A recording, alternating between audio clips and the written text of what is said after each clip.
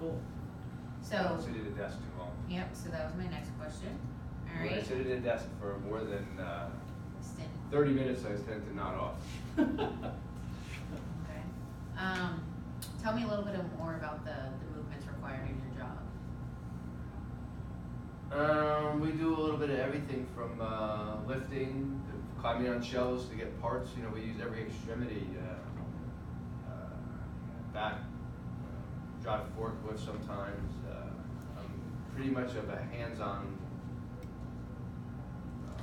employer, so I understand all the different facets of what my employees do. And I think they kind of enjoy that because sometimes when a boss tells you to do something, he doesn't even know what the job is. People don't say this guy doesn't know what he's talking about. Do you get mentally stressed at work? This is not an interpretation question. Well, This is a question. so that's a good point, okay? Because, for example, I'm going to use the functional movement screen as an example because there's several clearance tests in, and he's a guy that equivocates a lot. I know. I'm like, Tom, yes or no? Well, no, yes well, there's or different- no. you know, So to my point about the functional movement screen, there are several clearance tests. So the clearance tests are tests to see whether this particular movement elicits pain. And that is a yes or no answer. It's not a conditional. It's not, maybe on Sunday if I go this high, it hurts. It's either it hurts or it doesn't. So this is similar. This is a yes or a no.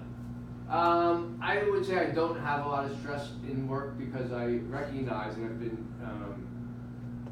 trained myself over time that stress is part of the job. And I know that when I So wake up. yes, you're stressed at work. No, I know in the morning. Hold on, I gotta tell you, you know my first degree, right? Yeah. My first degree is psychology. There you go. I was a licensed psychologist, so I'm all about taking out what you're trying to say, just say. Well, you know, everybody thinks stress could be making a yes/no decision to some people. That's true. You know? That's true. But I think her point is, and it also speaks to how to use these questionnaires to elicit more information. That, first of all, if somebody's equivocating like he does, something's going on.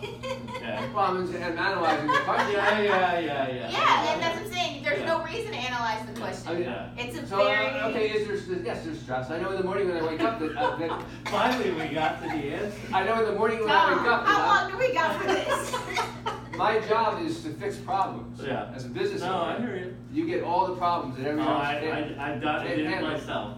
Not as long as you did, but for 14 years, so I know. All right. I know. Tom, you're going to be my most difficult client No. to date. It's good.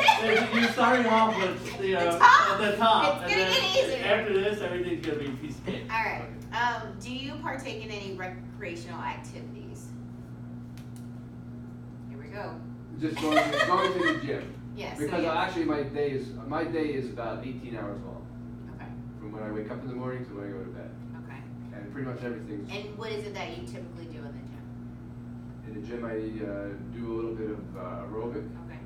probably anywhere from 20 to 30 minutes, and 1 hour of anaerobic workout. All right. What does your anaerobic workout consist of? I have it under in 4 different categories depending on the day, and it would be like either arms would be one day, back and shoulders another day. So weightlifting, is that what you're? Yes. Okay. Because you said anaerobic. Anaerobic so- meaning weightlifting. I'm sorry. Okay. Okay. So that was good there. Okay. So what she did there, there's no part in the question that goes to that, but you dug deeper. That was good because that's physical activities go. Yes. What? Golf. What's that mean? How often? Like, so start digging deeper. Skiing. Well, where do you go? How often do you go? How much do you ski? How long have you been skiing? Also might lead into orthopedic issues with something, or with golf. How's your back doing? Right. So even though that's not in there, you got to start thinking outside the box. That those are questions because they don't know what the questionnaire says. Right. So don't be stuck to just the script. Okay, the script is just a beginning. The more information you can get, the better and bigger and clearer a picture you can paint of this person and how you can best help them. So that was good. I like that. Do you have any additional hobbies?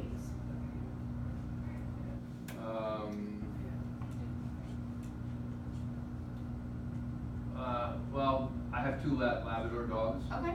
Okay, both English Labs, and we spend a lot of time together, in mostly on weekends where we go for walks. Okay.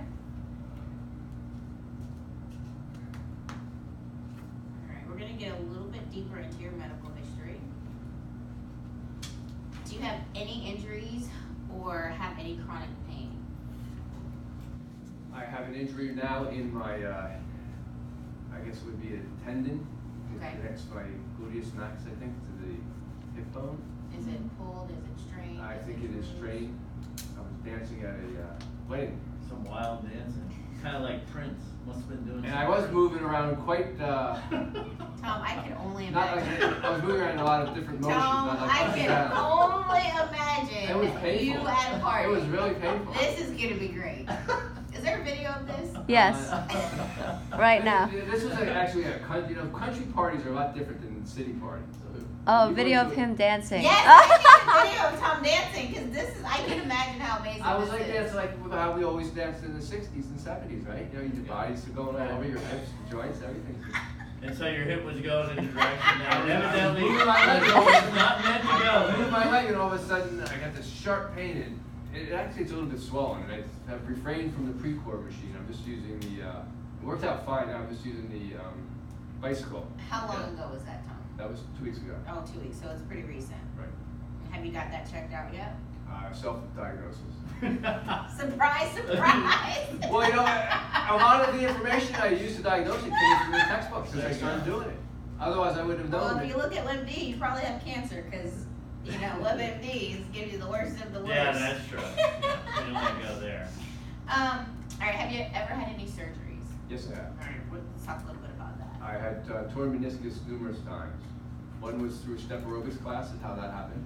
And that was like around You're such a great 19... person. Huh? You're a great person.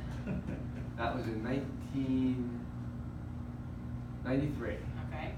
And then 3 years ago, when a lot of these short 5Ks started becoming popular Right. in town, started using Right. them to do fundraisers Right. and so on for breast cancer Right. and all things. I'm involved in town politics a little bit and redeveloping our community because it's gone downhill over the years because malls and so on have helped build small local business. So I'm involved in that. So 3 years ago, after not working out for a long period of time, I was going to start running so that I could do the 5Ks to help raise money for breast cancer and so on. So I went out one day, bought new running shoes, and went out and ran probably would have been the equivalent of 3 miles. And the next day my knees were killing me. And I just thought it was the muscles. Right. And so I went out the second day to do it again, just figured I was just gonna work in the muscle, just work through it. Just the muscle sort of work through it. And I did it again, and the next day there was I couldn't even walk. And what I was doing was I was pounding the meniscus Yeah. with the bones because Yeah. the muscles weren't strong enough. Right. I had no thigh muscles anymore. Right. So the muscles weren't That's what supporting the happens skeletal when you don't structure. do anything for 20 years. So the muscles were not supporting the skeletal structure, and actually, because they help pull the knee joint apart a little bit. Right. They're different movements. And I was without having those muscles, I just pounded, excuse the language, but pounded The crap out of out of the meniscus. So I actually tore both up. Wow. But we only fixed the one because the other one I thought would go away. I'm not I- comfortable taking you on. The this doctor, one. we only did X-rays on the one Just- and did the. I'm not comfortable. I'm gonna have to connect you to somebody else because I'm not your person. So I got the right knee fixed perfect. So that leads to another point though, which is also why now we have the Cairo and Yeah. evidently soon or whatever, we might have a PT, is knowing your lane and staying in your lane. And I think it's easy for trainers to get outside their lane, and that is a path you don't wanna go down. Our lane is essentially exercise prescription, coaching of that, and nutrition to a certain extent. Not medical nutrition or advice, but certainly everything outside of that. But when you start getting into like this may be leading to. That's why you have to have a network of PTs, sports med docs, chiros, whatever you think are good sources and good referral sources. Because the other way that works is they'll refer people to you. So that's a good thing.